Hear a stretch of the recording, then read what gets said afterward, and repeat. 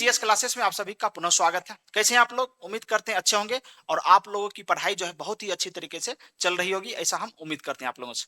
देखिए, अगर आपको राजा बनना है तो आपको गुलाम की तरह मेहनत करना पड़ेगा। जिस प्रकार गुलाम जो है दिन रात मेहनत करके जो है वो आगे बढ़ता है, उसी प्रकार से आप लोगों को मेहनत करनी पड़ेगी। देखिए, होता क्या है कि कुछ लोगों के द्वारा ऐसा कहा जाता है कि हमारे अंदर उतनी योग्यता नहीं है, टैलेंट नहीं है, हम जो है बड़े से बड़े एग्जाम को नहीं निकाल सकते हैं। तो उन बच्चों को हम ये कहना चाहते हैं कि मेहनत जो होती है, मेहनत कभी भी योग्यता या टैलेंट का मोहताज नहीं होता है। अगर आप कंटिन्यूअसली जो है अगर मेहनत करते हैं तो आप किसी भी चीज को पा सकते हैं। आप में उतना टैलेंट नहीं भी है तो भी चलेगा, लेकिन आप में जो है मेहनत करने की जो है गुण जो है या मेहनत करने की जो आदत है वो लगनी चाहिए, ताकि आप कंटिन्यू मेहनत कर सके। और जो बच्चा आपसे ज्यादा टैलेंटेड है उससे आप आगे बढ़ सकते हैं। बस एक ही शर्त है कि आपको कंटिन्यू डेली जो है आपको मेहनत करना पड़ेगा। हम लोग जो है पिछले क्लास में हम लोग फिजिक्स पढ़ रहे थे और फिजिक्स में हम लोग जो है न्यूटन के गति के नियम के बारे में चर्चा किए थे। किस प्रकार से जो हम लोग बल की परिभाषा देख लिए थे, उसके बाद हम लोग संवेग देखे थे। तो बल और संवेग में से आप दोनों को बताना है, यानी दोनों को बताना है कि ये सदिश राशि है कि अदिश राशि, क्योंकि कल हम नहीं लिखाए थे, वहां पर आप लोग नोट करिएगा। और यहाँ पर हेडिंग दे देंगे। आज आज हम लोग पढ़ने वाले हैं कि दो प्रकार का बल जो है, यानी बल का जो प्रकार होता है वो हम बोले थे कि अगले क्लास में हम बताएंगे। और वो बल होता है संतुलित बल और असंतुलित बल। तो ये दो प्रकार की बल की हम चर्चा करेंगे। फिर हम आगे आज जो हम पढ़ेंगे वो पढ़ेंगे फ्रिक्शन के बारे में, जिसको हम लोग घर्षण बल कहते हैं। देखिए, फ्रिक्शन भी एक प्रकार का बल है, लेकिन उसको हम लोग जो अलग से टॉपिक बना के पढ़ते हैं, जिसको हम लोग कहते हैं घर्षण बल ना। तो आपको बताना है बल क्या है, सदिश राशि है कि अदिश राशि बल। और दूसरा आपको बताना है संवेग। कल ये दो आपको जो है परिभाषा के साथ बहुत ही अच्छी तरीके से आपको हम लिखाए थे। अगर आप सही से वीडियो देखे हैं तो आपको पता होगा। अगर आप वीडियो नहीं देखे हैं तो जाकर उस वीडियो को देखिए, ताकि आपको भली भांति समझ में आए और पता चले कि आखिर न्यूटन ने तीन जो नियम दिया था वो तीनों नियम क्या है ना। तो इसका आप आंसर नोट करिए। बल क्या है? तो ये है सदिश राशि। और संवेग क्या है? ये भी है सदिश राशि। ये दोनों जो है ये सदिश राशियां हैं, यानी वेक्टर क्वांटिटी है दोनों ना। दोनों वेक्टर क्वांटिटी है। दोनों का फॉर्मूला आपको याद रखना पड़ेगा। एफ बराबर क्या होता है? एम ए होता है। बार बार देखिए, फॉर्मूला को बार बार रिवीजन करिए। एफ बराबर एम ए होता है। और संवेग, संवेग को हम लोग किससे डिनोट करते थे? तो संवेग को हम लोग पी बोलते थे। पी बराबर क्या होता है? एम भी। ये याद रखिएगा, पी बराबर एम भी। और एफ बराबर क्या होता है? M a. जहां पर एम क्या होता है? एम होता है द्रव्यमान, जिसको हम लोग मास बोलते हैं। और ए का मतलब होता है एक्सिलरेशन, जिसको हम लोग क्या कहते हैं? त्वरण कहते हैं ना। तो ये दो फॉर्मूला जो है कल हम लिखे थे, और दोनों फॉर्मूला आपको याद होनी चाहिए। फिर हम आगे की ओर कंटिन्यू करेंगे। आज की क्लास में जो है हम लोग दो चीज पढ़ने वाले हैं। एक तो बल का प्रकार देख लेंगे और दूसरा देख लेंगे फ्रिक्शन, जिसको हम लोग घर्षण बल कहते हैं। तो यहाँ पर हम हेडिंग डाल देते हैं घर्षण बल। घर्षण बल, घर्षण बल। घर्षण बल के बारे में जो है पूरा क्लास आज चलेगा। और टाइम अगर बच गया तो हम क्या करेंगे, नॉमेरिकल क्वेश्चन को भी हम लोग डिस्कशन करने वाले हैं। जो भी नॉमेरिकल क्वेश्चन जो है इस चैप्टर से पूछा जाता है, घर्षण से रिलेटेड या संवेग और बल से रिलेटेड जो भी क्वेश्चन आता है, 2 4 5 क्वेश्चन का हम लोग प्रैक्टिस करेंगे, ताकि आपको फॉर्मूला पता चले इस फॉर्मूला से कौन सा हम लोग क्वेश्चन सॉल्व कर सकते हैं। और एक फॉर्मूला और याद करना पड़ेगा आपको। एफ बराबर क्या था? एफ बराबर था m into v minus u by t. ये भी आपको याद रखना पड़ेगा। क्यों? क्योंकि कुछ क्वेश्चन ऐसे होंगे जिसमें ये फॉर्मूला का हम लोग यूज करेंगे। कौन सा फॉर्मूला? एफ बराबर m into v minus u by t. तो ये फॉर्मूला भी आपको याद रखना पड़ेगा। अब ये फॉर्मूला आता कहां से? तो कल हम बता दिए थे कि न्यूटन का गति का जो दूसरा नियम है, वहीं से आपको जो है बल का जो है आपको व्यंजक प्राप्त होता है, फॉर्मूला प्राप्त होता है। और पहला नियम से क्या प्राप्त होता था? तो बल की परिभाषा प्राप्त होती थी। और तीसरा नियम से बल की प्रकृति। तीसरा नियम से क्या होता था? बल की प्रकृति प्राप्त होता था। और तीसरा नियम क्या था? कि अगर किसी को आप एक चाटा मारते हैं तो वो भी आपको उतना ही फोर्स से, उतना ही बल से जो है आपको हाथ पर चोट लगेगा ना। तो ये था किसी भी क्रिया के विपरीत एवं बराबर प्रतिक्रिया। ये न्यूटन का गति का तीसरा नियम था। तो तीनों नियम के बारे में आप लोग बहुत ही अच्छी तरीके से जो है समझ गए होंगे, ऐसा हम उम्मीद करते हैं। अगर कहीं पर आपको डाउट लगता है तो कमेंट बॉक्स में आप लिख सकते हैं कि सर यहाँ पर हमको समझ में नहीं आया, ताकि उस पॉइंट को हम डिस्कशन कर दिया करेंगे। तो चलिए आज हम लोग जो है पढ़ेंगे बल के प्रकार। ये 2 पॉइंट को आप नोट कर लीजिए। बल क्या है? सदिश राशि है। संवेग क्या है? सदिश राशि है। P बराबर mv होता है। P मतलब हो गया संवेग हो गया। संवेग को हम लोग P से डिनोट करते हैं, लेकिन इंग्लिश में इसका नाम क्या है? मोमेंटम। मोमेंटम है इसका, हम लिखे थे कल। चलिए तो इसको हम इरेज करते हैं। ये फॉर्मूला आप लोग पहले लिख चुके हैं, और आप लोग हेडिंग दे दीजिए बल के प्रकार। बल के प्रकार, टाइप्स ऑफ फोर्स, बल के प्रकार। पहला जो बल होता है वो होता है संतुलित बल। संतुलित बल, संतुलित बल होता क्या है देखिएगा। अब होता क्या है, कोई वस्तु है, कोई वस्तु है, उस वस्तु पर जो है दो फोर्स कार्य कर रहा है। देखिए बल जो होता है हमेशा पेयर में आता है, सिंगल बल कभी भी यूज नहीं होता है। फोर्स जब भी लगता है हमेशा जो है फोर्स पेयर में आता है, जोड़ा में आता है। जैसा कि आप जानते हैं न्यूटन की गति का तीसरा नियम कहता है, अगर किसी वस्तु पर आप धक्का देते हैं, जितने न्यूटन से आप धक्का दे रहे हैं उस वस्तु पर, वो वस्तु भी उतना ही न्यूटन से आपके हाथ पर या जैसे भी आप धक्का दे रहे हैं वो रिफ्लेक्ट करता है उतना ही फोर्स से ना, उतना ही फोर्स से जो है आपको भी धक्का देती है। तो कभी भी बल जो होता है वो पेयर में आता है। मान लीजिए कोई एक वस्तु है, कोई एक वस्तु है यहां पर, इस वस्तु पर इधर से हम जो है 10 न्यूटन का बल लगा रहे हैं। आप देखिए बल का एसआई मात्रक, बल का एसआई मात्रक क्या होता है? न्यूटन होता है। एक लाइन वहां पर आप नोट कर लीजिए, बल का एसआई मात्रक, बल का एसआई मात्रक। देखिए पहले अभी हम लिखा चुके हैं इसको, बल का एसआई मात्रक न्यूटन होता है, जिसको हम लोग एन लिखते हैं, एन। बल का एसआई मात्रक क्या होता है? न्यूटन। जहां पर आप बल की परिभाषा लिखे थे, अगर वहां पर जगह है तो वहां पर एक लाइन यहां पर छोटा सा लिख दीजिए, बल का एसआई मात्रक क्या होता है? न्यूटन होता है ना। तो इस ऑब्जेक्ट, जो ये वस्तु है, मान लीजिए ये कोई वस्तु है, इस वस्तु को इधर से जो है 10 न्यूटन का बल लगा रहा है, और उधर से भी 10 न्यूटन का बल लगा रहा है। इधर से भी कितना? 10 न्यूटन का बल कार्य कर रहा है, इधर से भी और उधर से भी। इसका मतलब ये है कि ये ऑब्जेक्ट जो ए दिख रहा है आपको, कोई भी दिशा में मूव नहीं करेगा, ना उधर की ओर जाएगा ना इधर की ओर आएगा। क्यों? क्योंकि दोनों दिशा से जो है एक समान बल कार्य कर रहा है। इधर भी 10 न्यूटन, इधर भी 10 न्यूटन। मान लीजिए किसी व्यक्ति के पास 2 पत्नी है, तो छोटा उसका तो जीना हराम हो जाता है। एक उधर खींचती है, दूसरा उधर खींचती है। वो बोलती है मेरे साथ आइए, वो बोलती है मेरे साथ आइए। तो बेचारा वो जो है वो इस बॉक्स की तरह हो जाता है, या इस वस्तु की तरह हो जाता है, ना इधर का रहता है। नहीं कहते हैं घर का धोबी, यानी घर क्या बोलते हैं उसको, कि घर का कुत्ता न घाट का न घर का, ऐसे कुछ बोला जाता है गांव में, ऐसे कहावत है कि न घर का ना घाट का। उसी प्रकार से हो गया, ना इधर का रहा ना उधर का रहा। तो इस वस्तु का जैसा हाल होता है वैसा ही दो पत्नियों वाले पति का हाल होता है। तो 10 न्यूटन का फोर्स इधर से, 10 न्यूटन का फोर्स इधर से ना, ना उधर की ओर भागेगा ना इधर की ओर भागेगा, क्योंकि दोनों साइड से जो है एक समान बल कार्य कर रहा है। तो इसी को ही हम लोग कहते हैं संतुलित बल, जितना इधर से उतना उधर से। तो इसी को हम लोग क्या बोलते हैं? संतुलित बल कहते हैं। अब इसका हम परिभाषा लिखेंगे, संतुलित बल आखिर होता क्या है ना। तो आप लोग इसको नोट कर लीजिए, फिर हम इसको इरेज करके फिर लिखते हैं। संतुलित बल किसको कहते हैं? किसी वस्तु पर, यहां पर लिखिए, किसी वस्तु पर, वस्तु पर विपरीत दिशा में, विपरीत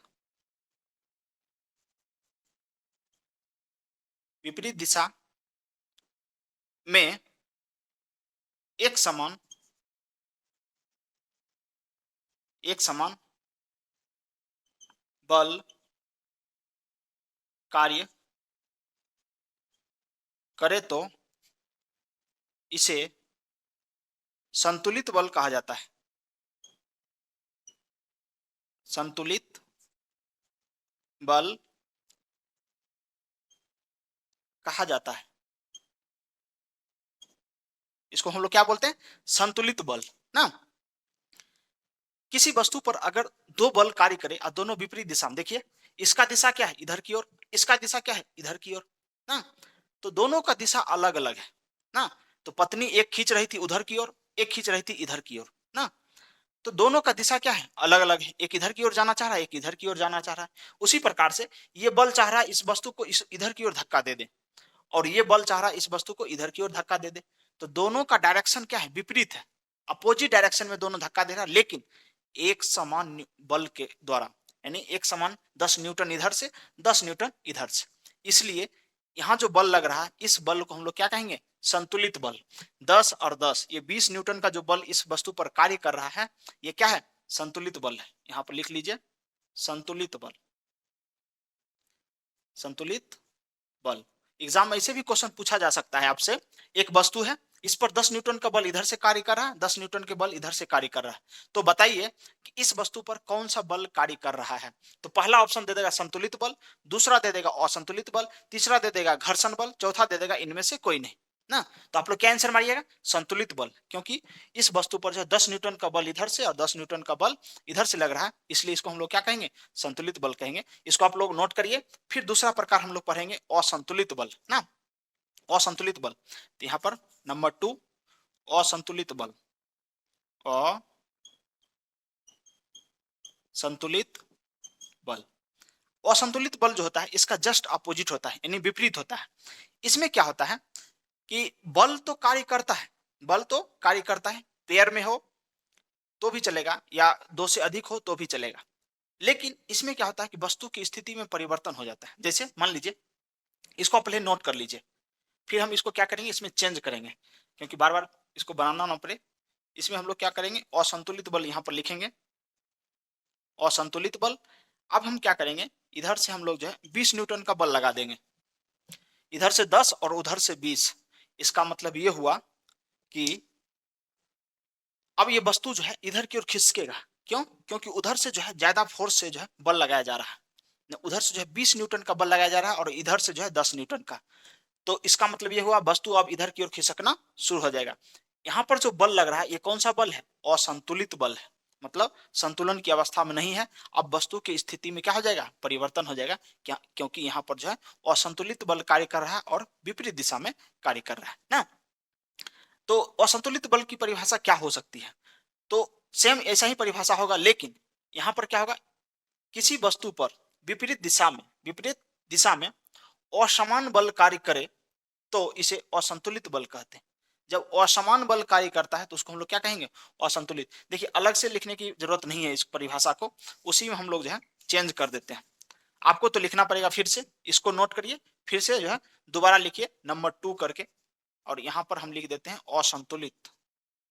नंबर 2 असंतुलित बल किसी वस्तु पर विपरीत दिशा में असमान, एक समान को क्या लिखेंगे, असमान,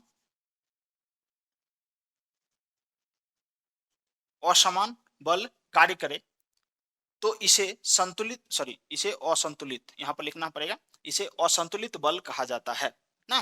किसी वस्तु पर विपरीत दिशा में ना, विपरीत दिशा में असमान बल कार्य करे तो इसे हम लोग क्या कहेंगे, असंतुलित बल कहेंगे। इस प्रकार से क्या होता है, इस वस्तु की अवस्था में परिवर्तन हो सकता है। अब जरूरी नहीं कि इस पर 2 ही बल कार्य करे, 4 भी कर सकता है, 5 भी कर सकता है। मान लीजिए अब इसका कोई दोस्त होगा जो ये बल लगा रहा है ना, दोस्त को बोलेगा अरे तुमसे ये वस्तु इधर की ओर जा रहा है, तुम और फोर्स लगाओ। तो वो बोलेगा तुम ही आकर हमको हेल्प करो। तो इधर से एक और बल मान लीजिए इधर से आ जाएगा, फिर इसका भी दोस्त होगा वो भी जोर लगाएगा, इधर से आ जाएगा। जैसे आप लोग रस्सी का गेम खेलते होंगे, उसमें क्या होता है, एक रस्सी होता है मोटा सा, और कुछ लोग इधर खींच रहे हैं और कुछ लोग उधर खींच रहे हैं। अब बीच में क्या होता है, एक कपड़ा बांध दिया जाता है या कुछ ऐसा निशान दिया जाता है, ताकि उस रस्सी को अगर उधर कोई खींच लिया तो वो जीत जाता है, अगर कोई इधर खींच लिया तो इस साइड वाला जीत जाता है। तो इस प्रकार का जो है गेम आप लोग देखे होंगे। तो ये जो बल यहाँ पर कार्य कर रहा है कैसा बल है, असंतुलित बल। तो 2 जो है बल के प्रकार जो है आप लोग देख लिए। अब हम लोग पढ़ेंगे मोस्ट इंपॉर्टेंट घर्षण बल, जिसको हम लोग क्या बोलते हैं, friction force, friction force. Friction force की हम लोग चर्चा करेंगे। आप लोग क्या करिए, इसको नोट करिए। अब हम इसको इरेज करते हैं, और बहुत ही अच्छी तरीके से जो है आज हम लोग फ्रिक्शन फोर्स पढ़ने वाले हैं, क्योंकि एग्जाम में ये क्वेश्चन पूछा जाता है। देखिए, जो एग्जाम के पॉइंट ऑफ व्यू से इंपॉर्टेंट है और बहुत ही जरूरी है आपको पढ़ना, क्योंकि अगर यहाँ से क्वेश्चन आता है और आपसे नहीं बनता है तो ये सिर्फ आपकी गलती होगी। आप किसी पर भी इसको ब्लेम नहीं कर सकते हैं, दोष नहीं दे सकते हैं। इसलिए कहते हैं अभी समय है। समय के साथ जिसको समझदारी आ जाती है, धरती पर उससे अच्छा इंसान कोई नहीं है। समय रहते हुए अगर समझदारी आपको आ जाए, नहीं तो समय रहते हुए किसी का बात आप मान लें। कोई अच्छा बात अगर बड़े बुजुर्ग घर में या आसपास के कोई भी दोस्त जो हैं आपके, अगर वो कुछ अच्छा बोलते हैं आपके लाइफ के बारे में, अगर उसकी बात को आप समय रहते हुए मान लेते हैं, तब आपका जीवन जो है बहुत ही अच्छी दिशा में जाएगी और आप अच्छा कर पाएंगे। लेकिन कुछ लोग होता है जिनको समय के साथ जो है ना समझदारी आती है, ना वो किसी के बात मानते हैं और बाद में पछताते हैं कि काश हम मान लिए होते हैं ना। तो क्या होता है कि कुछ लोग जो है अपने माँ-बाप या अपने परिवार के लोगों का बात मानकर घर से दूर चल जाते हैं पढ़ने के लिए। अब गाँव में तो बहुत सारा दोस्त था, गर्लफ्रेंड भी थी, तो उसका जो माहौल था, उस माहौल से बेचारा वो निकल नहीं पाता है। उस माहौल से वो निकल नहीं पाता है, क्योंकि उसका जितने भी पड़ोसी था, दोस्त था, ना? और अपनी होने वाली जो पत्नी जिसको अब गर्लफ्रेंड मानता था, तो उसकी याद उसको सताने लगता है और वो पढ़ नहीं पाता है। तो उन बच्चों से हम यही कहेंगे कि एक बार रूम बंद करिए और पढ़ना स्टार्ट करिए और दिमाग में ये बैठाइए, एक लाइन हम आपको सुनाते हैं और गौर से सुनिए और वो हमेशा आपके दिमाग में गूंजना चाहिए ना। तो हमेशा उसको दोहराइए कि ना तेरे आने की खुशी, ना तेरे जाने का गम, ना तेरे आने की खुशी, ना तेरे जाने का गम, बीत गया वो जवाना, बीत गया वो जवाना, जब तेरे दीवाने थे हम। इस पंक्ति को आप बार बार दोहराइए, माइंड में रिवीजन करिए इसको बार बार। तब आपको अंदर से जो है एक ऐसी आत्मशक्ति पैदा होगी जिससे आपको पढ़ने के लिए जो है मन लगेगा और आप उस माया जाल से बाहर निकल पाएंगे। जो माया जाल में आप जी रहे थे, उस माया जाल से बाहर निकलिए और इस पंक्ति को बार बार दोहराइए ना। जब आप सफल हो जाएंगे, तब सभी लोग जो है आपको इतनी इज्जत देंगे, इतनी इज्जत देंगे कि आप संभाल नहीं पाएंगे अपने आप को ना। इसलिए उस इज्जत को पाने के लिए, उस सम्मान, मान सम्मान को पाने के लिए आप जो है बहुत ही अच्छी तरीके से मेहनत करिए और सही दिशा में चलिए। चलिए आगे बढ़ते हैं। हम लोग बात करेंगे घर्षण बल। देखिए, घर्षण भी एक प्रकार का बल है। अब घर्षण बल होता क्या है, तो ये हम लोग को समझना पड़ेगा। आखिर घर्षण बल होता क्या? तो घर्षण बल की पहले परिभाषा हम लोग लिखते हैं। परिभाषा इसका क्या होगा? घर्षण बल जो होता है ना, कभी भी दो सतह के बीच में होता है। जैसे मान लीजिए ठंडा का मौसम है और आप लोग जो है जब ठंडी हाथ में लगती है तो क्या करते हैं आप लोग, हैंड पर हैंड ऐसे करके जो है आप इसको वार्म करने की कोशिश करते हैं। ऐसा क्यों होता है? क्योंकि जब ये एक दूसरे से ऐसे ऐसे रगड़ते हैं हाथ को, तो क्या होता है कि घर्षण बल उत्पन्न होता है। कौन सा बल? घर्षण बल। घर्षण बल जो होता है ना, एक हाथ को दूसरे हाथ से आगे पीछे होने नहीं देता है, रोकता है। तो घर्षण बल जो होता है, फायदा भी होता है, नुकसान भी होता है। घर्षण बल के नुकसान भी होते हैं और फायदे भी होते हैं, यानी पॉजिटिव भी हो सकता है और नेगेटिव भी हो सकता है। दोनों प्रकार के जो घर्षण बल आपको देखने को मिलेगा। तो घर्षण बल की हम लोग परिभाषा लिखते हैं। दो दो असमान असमान या इसी को लिखेंगे विकृत सतहों के बीच, सतहों के बीच लगने वाले लगने वाले के बीच लगने वाले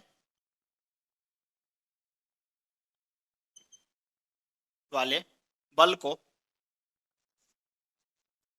को घर्षण बल कहा जाता है। घर्षण बल कहा जाता है। तो इस प्रकार से आप परिभाषा इसका देख लिए। परिभाषा क्या होगा? दो विकृत या असमान। विकृत क्या होता है? देखिए, घर्षण बल तभी उत्पन्न होता है जब सतह क्या हो? खुरदरा हो। मतलब सतह में कुछ जो है ऐसा खुरदरापन होनी चाहिए, पूरा प्लेन नहीं होनी चाहिए ना। तो खुरदरा सतहों के बीच जब आपस में कुछ प्रक्रिया होती है, जब आपस में एक दूसरे से जब हम लोग रगड़ते हैं या उसको जो है ऊपर से स्लाइड करते हैं, तब जो बल उत्पन्न होता है उसी बल को हम लोग क्या कहते हैं, घर्षण बल कहते हैं। और घर्षण बल जो होता है हमेशा गति के विपरीत दिशा में लगता है। कौन सी दिशा में? तो एक एग्जांपल देके हम समझाते हैं आप लोग। देखिए एक सतह है, ये ऐसा कोई सतह है। अब हुआ क्या, इस पर एक वस्तु है, ये कोई वस्तु है ना। अब एक यहां से धागा बांध दीजिए, कोई लड़का है ऐसे करके जो इस वस्तु को जो है खींच रहा है आगे की ओर, उधर खींच रहा है ना। तो जो वो खींच रहा है उस वस्तु को आगे की ओर ले जाना चाह रहा है, और ये जो है सतह है, ये सतह जो है इधर की ओर एक बल लगाता है। ये सतह जो है इस वस्तु को नहीं चाहता है कि वस्तु आगे की ओर बढ़े ना, और लड़का चाहता है ये वस्तु आगे की ओर बढ़े, लेकिन ये सतह चाहता है कि वस्तु आगे की ओर नहीं बढ़े। इसलिए ये सतह जो है इधर की ओर धक्का देता है, और ये बचवा जो है इधर की ओर इस वस्तु को खींचता है। तो ये जो विपरीत दिशा में जो बल लग रहा है इसी को कहते हैं घर्षण बल। क्या कहते हैं? घर्षण बल कहते हैं। ये जो विपरीत दिशा में इधर की ओर जो बल कार्य करता है उसी को हम लोग क्या कहते हैं, घर्षण बल कहते हैं। तो एग्जाम्पल से आपको समझ में आ गया होगा। अब एक चीज आप जवाब दीजिए, एक क्वेश्चन का आंसर करिए। किसी वस्तु को खींचना आसान है कि किसी वस्तु को धकेलना आसान है? अगर आप एयरफोन लगा के देख रहे हैं वीडियो को तो आप मन में ही आंसर दे सकते हैं, अगर आसपास कोई लोग हैं तो। अगर नहीं है तो आप बोलकर भी आंसर दे सकते हैं कि सर इसका आंसर ये है, किसी वस्तु को खींचना आसान है या किसी वस्तु को धकेलना यानी धक्का देना आसान है। तो इसका सही आंसर होगा किसी वस्तु को खींचना आसान है ना। किसी वस्तु को धकेलने से अच्छा है उस वस्तु को क्या किया जाए, खींचा जाए। तो खींचना जो है आसान होता है, ये फिजिक्स कहता है, ये हम नहीं कहते हैं, ये फिजिक्स कहता है। ये भौतिकी में कहा जाता है कि किसी वस्तु को खींचना आसान है। तो आप क्या करिए, घर्षण का जो ये फॉर्मूला, सॉरी जो परिभाषा है, डेफिनेशन है, इसको आप नोट करिए और एक एग्जांपल यहाँ पर लिख दीजिए। एक ऐसा वस्तु बना लीजिए, एक ऐसा कोई बकलोलिया का फोटो बना दीजिए जो इस वस्तु को खींचेगा और इसके विपरीत दिशा में एक बल कार्य करेगा जिसको हम लोग क्या कहेंगे, घर्षण बल कहेंगे। अब हम देखेंगे घर्षण बल प्रकार, देखेंगे घर्षण बल कितने प्रकार का होता है। मोस्ट इंपॉर्टेंट क्वेश्चन, यहाँ से क्वेश्चन पूछा जाता है कि मतलब कौन सा घर्षण बल जो है अधिक होता है, कौन सा घर्षण बल कम होता है। और एग्जाम्पल के थ्रू आपसे पूछता है फोटो वोटो बनाकर और कहता है कि इस पर कौन सा बल कार्य कर रहा है ना। तो इस प्रकार से क्वेश्चन आपको देखने को मिलता है। अब हम क्या करेंगे, घर्षण के प्रकार हम लोग पढ़ेंगे और इसको हम लोग इरेज करते हैं। चलिए लिखिएगा, there are 4 types of friction force. यानी 4 प्रकार के जो है फ्रिक्शन फोर्स होता है, घर्षण बल होता है, उसको हम लोग पढ़ेंगे। यहां पर लिखिए, घर्षण बल, घर्षण बल 4 प्रकार, 4 ऐसे लिखिए या ऐसे लिखिए। घर्षण बल 4 प्रकार के होते हैं,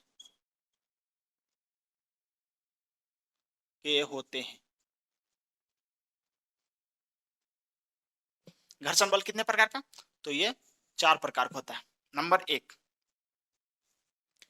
एक को बोलते हैं एस्थेटिक घर्षण। एस्थेटिक घर्षण जिसको हम लोग जो है एस्थेटिक बोलते हैं, friction, aesthetic friction.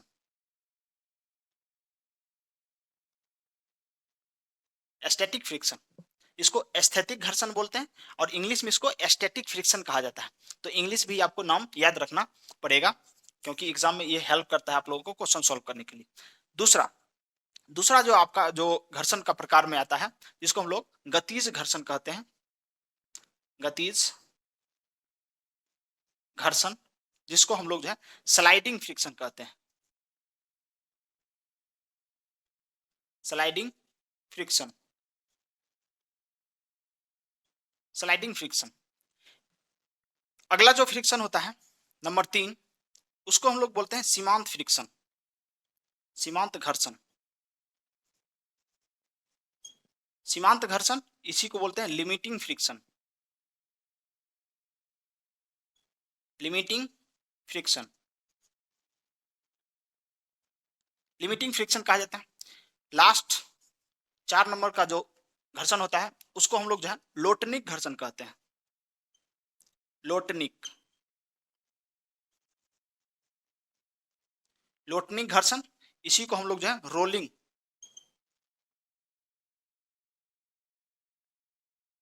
Rolling friction,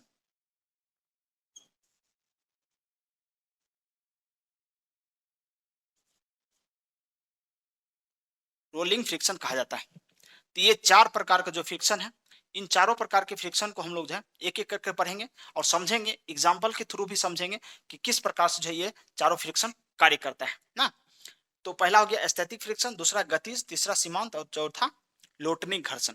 तो इस सभी को आप नोट करिए, हम क्या करेंगे एक-एक करके जो है सभी के बारे में हम लोग पढ़ेंगे। तो पहला आप लोग हेडिंग डाल दीजिए स्थैतिक घर्षण। ये चारों को लिखने के पश्चात जो है पहला हम लोग पढ़ेंगे स्थैतिक घर्षण। स्थैतिक घर्षण होता क्या है?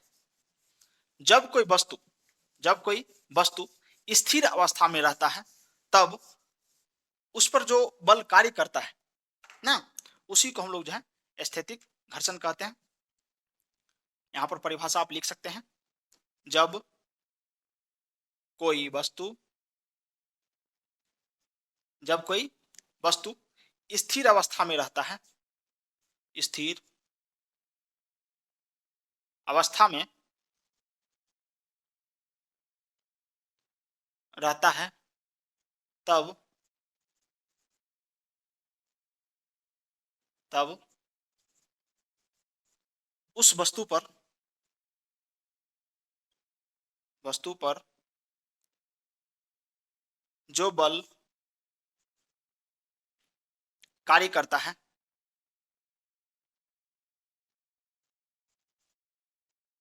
उसे स्थैतिक घर्षण कहते हैं या कहा जाता है। स्थैतिक घर्षण कहा जाता है। देखिए, जब कोई वस्तु स्थिर अवस्था में है तब उस पर जब तब उस वस्तु पर बोलिए या तब उस पर जो बल कार्य करता है उसे हम लोग क्या कहते हैं? एस्थेटिक या स्टैटिक फ्रिक्शन कहते हैं। मान लीजिए आप ऐसे खड़े हुए हैं ना, तो कोई बल है कि आपको जो यहां से खिसकने नहीं दे रहा है, तो वो बल को हम लोग क्या कहेंगे? स्थैतिक घर्षण कहेंगे। यानी कोई ऐसा घर्षण बल है जो आपको यहां पर रुकने के लिए मजबूर कर रहा है ना। अगर आप चाहते हैं कि स्थैतिक घर्षण ना हो तो आप क्या करिए, बर्फ की एक बहुत बड़ी सिल्ली रख लीजिए ना, बहुत बड़ा बर्फ, उस पर जाके खड़े हो जाइए। आप खड़ा होइएगा, गिरिएगा, खड़ा होइएगा, गिरिएगा। क्यों? क्योंकि वहां पर कोई फ्रिक्शन फोर्स कार्य नहीं करता है, वहां पर कोई एस्थेटिक फोर्स होता ही नहीं है। एस्थेटिक जो घर्षण है वो आपको देखने को वहां पर नहीं मिलेगा, इसलिए वहां पर आप क्या करिएगा? गिर जाइएगा। उठ के खड़ा होइएगा, फिर गिर जाइएगा, उठ के खड़ा होइएगा, फिर गिर जाइएगा, क्योंकि वहां पर कोई ऐसा एस्थेटिक घर्षण नहीं है जो आपको बचा पाए, वो आपको खड़ा रख पाए ना। और आराम से जो है आप रोड पे या कहीं पर जो है आप आराम से खड़े हो जाते हैं, तो आपको खड़ा होने में कौन मदद कर रहा है? यही स्थैतिक घर्षण, जो स्टैटिक फ्रिक्शन है, यही आपको खड़ा होने में मदद कर रहा है। तो इसको आप नोट करिए। अगला जो फ्रिक्शन है उसके बारे में हम पढ़ेंगे, जिसको हम लोग बोलते हैं गतिज घर्षण ना। ये आप लोग नोट करिए, इसको हम इरेज करते हैं। अब दूसरा हम लोग देखते हैं स्थितिज घर्षण। स्थितिज घर्षण देख लिए, दूसरा हम लोग गतिज घर्षण की चर्चा करेंगे। यहां पर आप लोग लिख लीजिए गतिज गतिज घर्षण, इसी को बोलते हैं स्लाइडिंग फ्रिक्शन। अब होता क्या है ये गतिज घर्षण? होता क्या? देखिए, अभी हम एक एग्जांपल दिए थे थोड़ी देर पहले। एक बच्चा है, कोई वस्तु को ऐसे खींच रहा है, तो क्या हो रहा है? उसको स्लाइड कर रहा है, ऐसे स्लाइड कर रहा है। अब स्लाइड जो हो सकता है, ऐसे भी हो सकता है, ऐसे भी हो सकता है। एक वस्तु है यहां पर, मान लीजिए यहां पर कोई ये वस्तु है और इसको कोई ऐसे करके खींच रहा है ना, ऐसे करके कोई खींच रहा है। अब दूसरा क्या हो सकता है? इनक्लाइंड हो सकता है, ऐसे हो सकता है, ऐसा कोई सरफेस होगा और यहां पर कोई वस्तु होगा, यहां पर कोई वस्तु होगा और इधर की ओर कोई खींच रहा होगा ऐसे करके। यहां पर मान लीजिए इधर की ओर कोई खींच रहा होगा, ऐसे करके सरफेस होगा, ऊपर की ओर कोई खींच रहा होगा। तो यहां पर जो फ्रिक्शन कार्य करेगा, इस फ्रिक्शन को हम लोग स्लाइडिंग फ्रिक्शन कहेंगे। क्यों? क्योंकि सरफेस जो है उस सरफेस पर जो है कोई वस्तु को कोई खींच रहा है स्लाइड करके ले जा रहा है, खींच कर ले जा रहा है ना। तो इस प्रकार का जो फ्रिक्शन इसको विरोध करता है, क्योंकि एक बल कार्य कर रहा होगा फ्रिक्शन, जिसको ये वस्तु को जो है रोकता है, जाने के लिए नहीं देता है, चाहता है कि ये वस्तु यहीं पर रहे ना। तो उस फोर्स के विपरीत जो ये बच्चा फोर्स लगा रहा है उसको खींचने के लिए, उसके विपरीत एक बल कार्य करता है, जिसको हम लोग क्या कहते हैं, गतिज घर्षण कहते हैं, स्लाइडिंग फ्रिक्शन कहते हैं ना। तो इसका हम लोग डिफिनेशन लिखते हैं, परिभाषा लिखते हैं। जब कोई जब कोई सतह पर कोई वस्तु गति करती है, गति करती है, तो उस वस्तु के विपरीत दिशा में, विपरीत दिशा में एक बल कार्य करता है, एक बल कार्य करता है, जिसे गतिज घर्षण कहा जाता है, गतिज घर्षण कहा जाता है। तो गतिज घर्षण का ये डेफिनेशन है, परिभाषा है, इसको आप नोट करिए और एक फोटो बना लीजिए। ये सतह भी बना सकते हैं और ये सतह भी बना सकते हैं, दोनों सतह जो है यहाँ पर जो है आपको गतिज घर्षण देखने को मिलेगा। तो दो घर्षण आप देख चुके हैं, एक को बोलते हैं स्टैटिक फ्रिक्शन, दूसरा को बोलते हैं स्लाइडिंग फ्रिक्शन। जब किसी वस्तु को स्लाइड करते हैं, खींचते हैं, तब उसके विपरीत दिशा में, उस वस्तु के विपरीत दिशा में जो है एक बल कार्य करता है, उसको हम लोग जो है क्या कहते हैं, गतिज घर्षण कहते हैं, या इसी को हम लोग स्लाइडिंग फ्रिक्शन कहते हैं ना। अब इसको क्या करिए, इसको आप नोट करिए, फिर हम जो है तीसरा घर्षण पढ़ेंगे, और बहुत ही वो अच्छा घर्षण है, जिसको हम लोग सीमांत घर्षण कहते हैं ना। तो सीमांत घर्षण भी होता है, कुछ इसी प्रकार से होता है, लेकिन उसका कुछ नियम थोड़ा सा अलग है, उसको समझाने का तरीका अलग है, उस पर हम लोग चर्चा करेंगे। इसको आप नोट करिए, हम इसको इरेज करते हैं, फिर हम लोग पढ़ेंगे तीसरा जो फ्रिक्शन है, जिसको हम लोग सीमांत फ्रिक्शन कहते हैं, लिमिटिंग फ्रिक्शन कहते हैं, उसकी हम लोग चर्चा करने वाले हैं। लिमिटिंग फ्रिक्शन होता क्या, लिमिटिंग फ्रिक्शन जो होता है उसके बारे में हम लोग देखते हैं। लिमिटिंग फ्रिक्शन आप लोग हेडिंग डाल दीजिए। देखिए, तीसरा जो घर्षण होता है, जिसको हम लोग कहते हैं सीमांत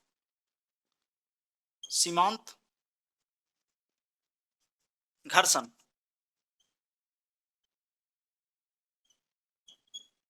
लिमिटिंग फ्रिक्शन इसको कहा जाता है। सीमांत घर्षण बोलिए, या इसी को बोलते हैं सीमांत घर्षण, लिमिटिंग फ्रिक्शन कहा जाता है। अब ये होता क्या है, देखिए, जब कोई वस्तु किसी सतह पर चलने के लिए तैयार हो, जैसा कहा जाता है कि ट्रेन नंबर इतना इतना इतना इस प्लेटफॉर्म से चलने के लिए रवाना है ना, यानी चलने के लिए तैयार है, रवाना नहीं, या रवाना होने के लिए तैयार है, इस प्रकार से बोला जाता है। आप लोग स्टेशन पर सुनते भी होंगे। तो इसी प्रकार से कोई वस्तु किसी सरफेस पर जब वो चलने के लिए मूवमेंट, वो ऑटोमेटिक जब चलने के लिए तैयार है, उस मूवमेंट पर जो उसको रोकने का प्रयास करता है, उसी बल को हम लोग जो है क्या कहते हैं, सीमांत घर्षण कहते हैं। जैसे मान लीजिए कोई एक सतह है, ऐसा सतह है, इनक्लाइन सतह है ऐसा, और यहां पर कोई एक ब्लॉक है, कोई वस्तु है ए, मान लीजिए ये कोई वस्तु है। अब ये सतह ऐसा है, उस वस्तु को हम ऐसे रख दिए, वो वस्तु नहीं गिर रहा है, वो वस्तु जो है नहीं गिर रहा है। क्यों? क्योंकि यहाँ पर जो है घर्षण अधिक लग रहा है, उस वस्तु को रोक रहा है। लेकिन इसी सतह को थोड़ा सा हम ऊपर कर देते हैं, ऐसे कर देते हैं, थोड़ा सा हम ऊपर कर देते हैं, और वस्तु वही है ए, और सतह ऐसा है। अब क्या किए, इस सतह को थोड़ा सा और उठा दिए, जो यहाँ पर जो कोण बन रहा है, जो हॉरिजॉन्टल सतह और ये इनक्लाइंड सतह, इसको क्या बोलते हैं, इनक्लाइंड सतह कहते हैं। तो इनक्लाइंड सतह और हॉरिजॉन्टल, जो ये पृथ्वी के समांतर जो ये सतह है, उस सतह के बीच जो कोण बन रहा है, वह कोण जो है एप्रोप्रिएट नहीं है, उचित नहीं है, ताकि ये वस्तु जो है खुद ही नीचे आ सके। ना। लेकिन दूसरा कंडीशन में ये कोन जो है ये बढ़ गया, ये कोन जो है ये बढ़ गया, अब ये वस्तु धड़ाम से नीचे गिर जाएगा ना। अगर आप एग्जाम्पल के थ्रू समझना चाहते हैं तो आप क्या करिए, कोई कॉपी ले लीजिए ना, और उसको ऐसे करिए और वहां से जो है कोई भी वस्तु का आप ऐसे लुढ़काइए, तो क्या होगा, कुछ ऐसा कंडीशन बनेगा जहां पर वो वस्तु खुद ही नीचे नहीं आएगा। लेकिन जब कॉपी को ऐसे उठाइएगा और धराम से जब वहां पर रखिएगा वस्तु को, वो धराम से गिरेगा ऐसे करके ना। तो वहां पर गिरने के लिए और गिरने से जस्ट पहले जो घर्षण बल कार्य करता है, उसी घर्षण बल को क्या कहते हैं, सीमांत। सीमांत मतलब सीमा का अंत, सीमा का क्या हो गया, अंत हो गया। मतलब एक ऐसा समय आ गया जहां पर वो फ्रिक्शन फोर्स कार्य नहीं कर रहा है और वस्तु गिर जा रहा है ना, वस्तु जो है ऑटोमेटिक भाग जा रहा है वहां से। तो जो वो वस्तु गिरने से जस्ट पहले जो फ्रिक्शन फोर्स कार्य कर रहा था, यानी उस वस्तु को गिरने से रोक रहा था, उसी बल को जो हम लोग क्या कहेंगे यहाँ पर, जो हम लोग लिमिटिंग फ्रिक्शन कहते हैं। और लिमिटिंग फ्रिक्शन जो होता है किसी वस्तु को रोकने के लिए अंतिम फ्रिक्शन फोर्स होता है ना। तो इसका हम लोग परिभाषा लिखेंगे, जब कोई वस्तु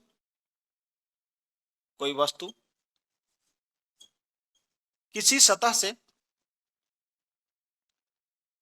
से चलने या लुढ़कने लुढ़कने के लिए तैयार हो, तो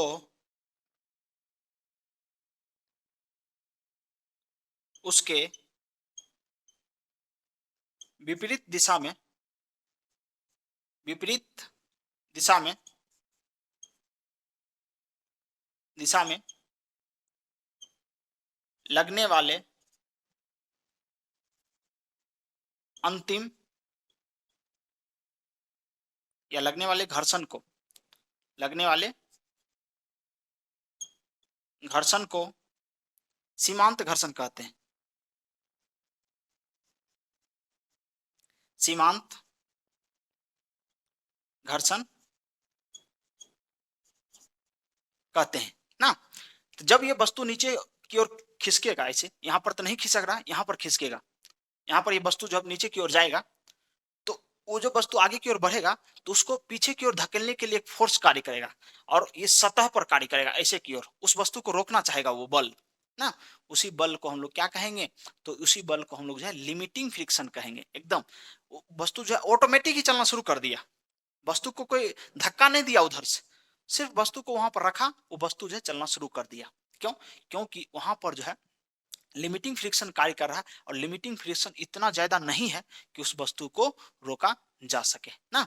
तो इस प्रकार से आप समझ गए सीमांत घर्षण के बारे में, लिमिटिंग फ्रिक्शन के बारे में। अब हम जो है लास्ट फ्रिक्शन पढ़ेंगे, जिसको हम लोग लोटनिक घर्षण कहते हैं। इसी को हम लोग जो है गोल, अगर कोई वस्तु गोल होता है तो गोल वस्तु को जैसे हम लुढ़काते हैं तो उसी को हम लोग क्या कहते हैं, लोटनिक घर्षण कहते हैं ना। तो चलिए आगे हम लोग पढ़ेंगे लोटनिक घर्षण। आप लोग हेडिंग डाल दीजिए 4 नंबर, और इसको आप इरेज करिए, नोट करके इसको रेडी रहिए। हम जो है इरेज करके फिर से हेडिंग लिखते हैं नेक्स्ट। बहुत ही आसान तरीका से जो है आपको ये समझ में आ रहा होगा कि किस प्रकार से हम लोग घर्षण के प्रकार को हम लोग पढ़ते हैं और जानते हैं। बहुत ही आसान है, देखिए जितना तक आप लोग पढ़े होंगे एकदम दिमाग में आपको फिट हो गया है ना। ऐसा फील नहीं हो रहा होगा कि आप लोग जो है वीडियो देखकर पढ़ रहे हैं ना। इस प्रकार से आपको ऐसा माहौल बना दिया जाता है ताकि जो है आपको आसानी से समझ में आए। हम जो है ऑफलाइन भी बच्चे को इसी प्रकार से पढ़ाते थे, कोई परिवर्तन इसमें देखने को नहीं मिलेगा, लगेगा आप लोगों को कि हम क्लास में ही पढ़ रहे हैं। तो इस प्रकार से आप जो है अच्छी तरीके से पढ़िए और नोट्स बनाते रहिए अपना, और प्रैक्टिस करिए क्वेश्चन का। और जब ये पढ़ लेते हैं तो प्रीवियस ईयर क्वेश्चन जो विभिन्न डिफरेंट डिफरेंट जो वनडे एग्जाम्स होता है, ऑब्जेक्टिव टाइप का एग्जाम होता है, उसमें जो भी क्वेश्चन पूछा जाता है उसका क्वेश्चन सॉल्व करिए, ताकि आपको पता चलेगा हम जो पढ़ाते हैं वहां से क्वेश्चन आता है कि नहीं आता है ना। तो चलिए 4 नंबर हम लोग पढ़ेंगे लोटनिक। लोटनिक इसी को बोलते हैं rolling motion, sorry rolling friction. Rolling friction, rolling friction होता क्या, देखिए कोई गोलाकार वस्तु होता है, कोई गोलाकार, जैसे मान लीजिए फुटबॉल है ना। फुटबॉल को आप ऐसे जो है लुढ़काइएगा, किसी सतह पे ऐसे लुढ़काइएगा, तो जब वो लुढ़केगा ना तो उसको जो है आगे बढ़ने से एक फोर्स रोकेगा, उसी बल को हम लोग क्या कहेंगे, लोटनी घर्षण कहेंगे। लोटनी घर्षण सबसे कम होता है, सबसे कम। जितना भी घर्षण हम लोग चारों पढ़े हैं उसमें से सबसे कम यानी सबसे कमजोर घर्षण कौन होता है, तो लोटनी घर्षण होता है। मान लीजिए कोई एक ईटा ले लीजिए, ईटा कैसा होता है, ईट का आकार, जो वृक्ष होता है उसका आकार ऐसा होता है और घनाभ के आकार का होता है। कैसा होता है, घनाभ होता है, यानी क्यूबाइड फॉर्म में होता है। या मान लीजिए ये 2D में कोई वस्तु है, अब इस वस्तु को ऐसे करके लुढ़का दीजिए, किसी सतह पर ऐसे लुढ़का दीजिए, ये क्या होगा, एक दो पलटी के बाद जो है ये रुक जाएगा। क्यों, क्योंकि इसमें जो है घर्षण बहुत ज्यादा वर्क कर रहा है। लेकिन कोई गोलाकार गेंद को ऐसे करके लुढ़का दीजिए, किसी सतह पर फेंक दीजिए, वो जो है बहुत दूर तक वो ऐसे कूदते फांदते जो है एकदम आगे की ओर भागेगा। क्यों, क्योंकि वो गोल है और गोल वस्तु पर जो है कौन सा फ्रिक्शन लगता है, तो ये फ्रिक्शन लगता है, लोटनिक घर्षण वहां पर कार्य करता है। लोटनिक घर्षण बहुत ही कम होता है, बहुत ही कम होता है, यानी उस वस्तु को रोकने के लिए जो है सक्षम नहीं होता है ना, तो वो दूर तक जो है भागते रहता है, भागते रहता है। तो आगे हम लिखाएंगे कि सबसे कमजोर घर्षण कौन सा होता है। अभी हम लोग क्या लिखेंगे, लोटनिक घर्षण। तो लोटनिक घर्षण किसको कहते हैं, तो देखिए किसी गोलाकार, इसमें वस्तु कैसा होना चाहिए, गोल होना चाहिए, गौर करिएगा। लोटनिक घर्षण वैसे वस्तु पर लगता है जो वस्तु क्या हो, गोलाकार हो, उसी वस्तु पर यह लगेगा। किसी गोलाकार गोलाकार वस्तु को आगे बढ़ने से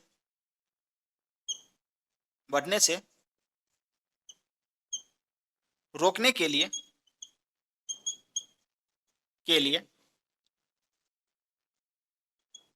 उसके विपरीत दिशा में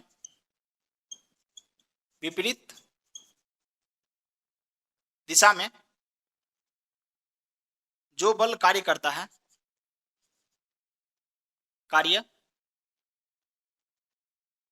है उसे उसे लोटनिक घर्षण लोटनिक घर्षण कहा जाता है।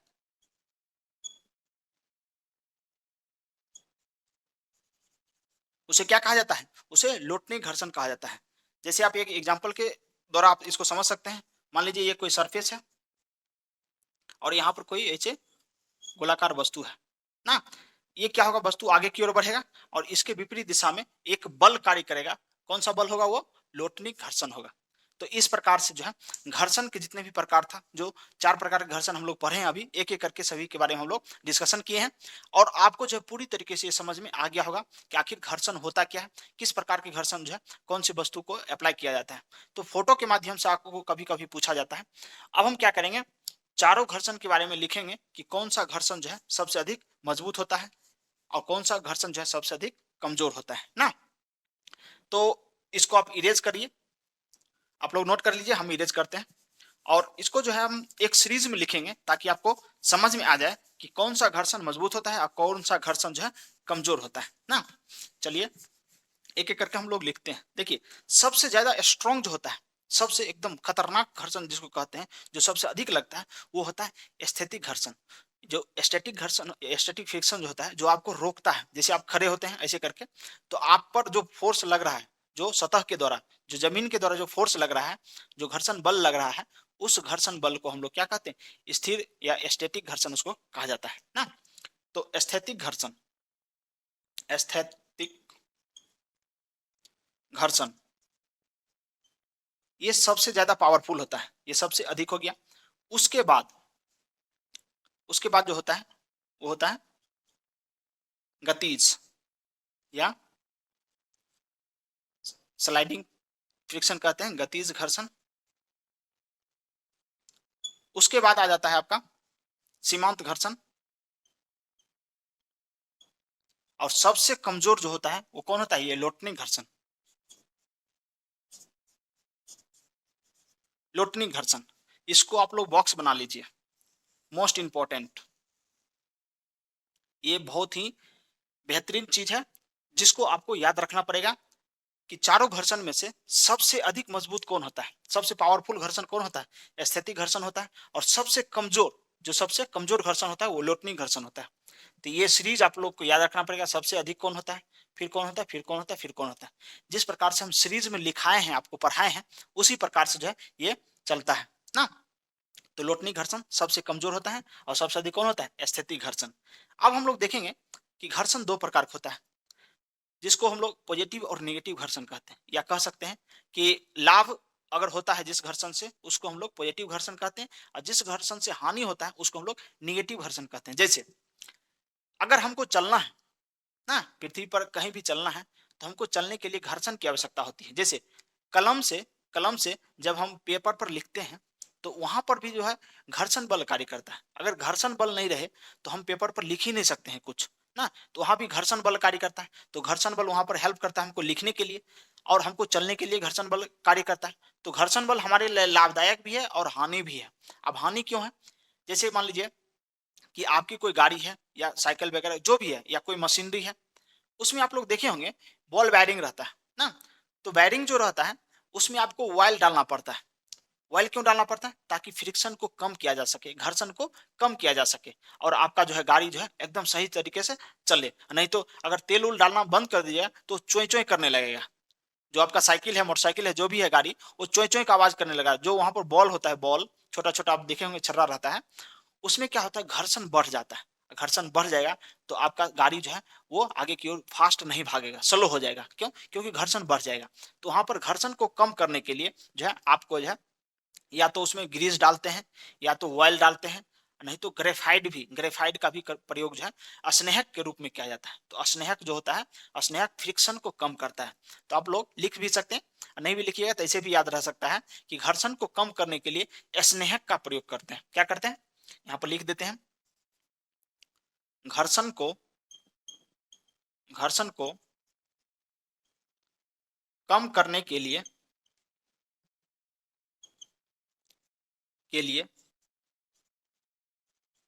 स्नेहक का प्रयोग होता है। अब स्नेहक क्या हो सकता है, तो तेल हो सकता है, ग्रीज हो सकता है, या ग्रेफाइट हो सकता है, ग्रेफाइट हो सकता है, ईटीसी इत्यादि। तो ये सब चीज जो है जिसको हम लोग यूज करके क्या कर सकते हैं, घर्षण को कम कर सकते हैं। तो इस प्रकार से देखिए, अभी घर्षण कंप्लीट नहीं हुआ है। अभी घर्षण में हम लोग देखेंगे कि घर्षण में जो नियतांक होता है ना, घर्षण का जो नियतांक होता है उसके बारे में हम लोग चर्चा करेंगे, जिसको हम लोग जो है एक तरह से घर्षण जो होता है, तो घर्षण का कुछ वैल्यू होता है, उसी वैल्यू को हम लोग उसका नियतांक कहते हैं ना। तो उसको हम लोग कोफिशिएंट कहा जाता है, हम लोग फ्रिक्शन कोफिशिएंट कहते हैं। तो उसकी हम लोग चर्चा करेंगे, और उसके साथ साथ हम कुछ क्वेश्चन का जो है डिस्कशन करेंगे, सॉल्व करके आपको दिखाएंगे कि ये क्वेश्चन जो है ये होता है और इसको कैसे सॉल्व किया जाता है, कौन सी फॉर्मूला इसमें अप्लाई की जाती है। तो देखिए आज ये कंप्लीट नहीं हो पाएगा, क्योंकि देखिए होता क्या है कि अगर वीडियो थोड़ा सा लंबा हो जाता है ना, तो बहुत प्रॉब्लम देखने को मिलता है। हमको अपलोड करने में भी दिक्कत होता है और आप लोगों को पढ़ने में भी दिक्कत होता है। तो इसलिए हम चाहते हैं वीडियो थोड़ा सा छोटा हो और आसानी से जो आप लोग उसको देख पाए। तो कोई बात नहीं, एक ज्यादा वीडियो बन जाएगा, कोई दिक्कत वाली बात नहीं है। उसमें जो है हम अच्छी तरीके से क्वेश्चन को डिस्कशन कर देंगे, किस प्रकार से क्वेश्चन को सॉल्व किया जाता है, और उसके बाद जो है फ्रिक्शन कोफिशिएंट की हम लोग चर्चा कर लेंगे। और इस चैप्टर से जो भी क्वेश्चन पूछा जाता है, जैसा भी क्वेश्चन आता है, आप लोग जो है किसी भी बुक से कोई भी प्रीवियस क्वेश्चन उठाइए, वहां से सॉल्व करने की कोशिश करिए। न्यूटन के गति के नियम से या घर्षण बल से कौन कौन सा क्वेश्चन जो है पूछा जाता है। तो आज जो आपको पढ़ाया गया है घर्षण के प्रकार, टाइप्स ऑफ फ्रिक्शंस, तो उसमें आप लोगों के कोई प्रॉब्लम है, कोई डाउट है, तो आप कमेंट बॉक्स में इसको लिखिए। और वीडियो अच्छा लगता है तो इसको आप लाइक करिए और अपने दोस्तों में इसको शेयर करिए, और अधिक से अधिक लोगों तक पहुंचाने का जो है प्रयास करिए। और हमारे चैनल जो अभी जीएस क्लासेस का यूट्यूब पर जो चैनल है, उस चैनल को आप लोग सब्सक्राइब कर लीजिए, ताकि आपको फायदा होगा। क्या फायदा होगा, जैसे हम वीडियो अपलोड करते हैं आपको नोटिफिकेशन प्राप्त हो जाएगा कि आज जो है सर ने वीडियो अपलोड किया है ना। तो आपको बार बार सर्च करने की जरूरत नहीं पड़ेगी, आपको नोटिफिकेशन आ जाएगा और आपको पता चल जाएगा ऑटोमेटिक ही ना। तो अपने आसपास के लोगों से जो है मिलजुल कर रहिए, अपने आप को एक ऐसा बेहतर इंसान बनाइए ताकि महिलाएं आपके साथ सजग, सुरक्षित और सम्मानित महसूस कर सके। मिलते हैं नेक्स्ट क्लास में। जय हिंद।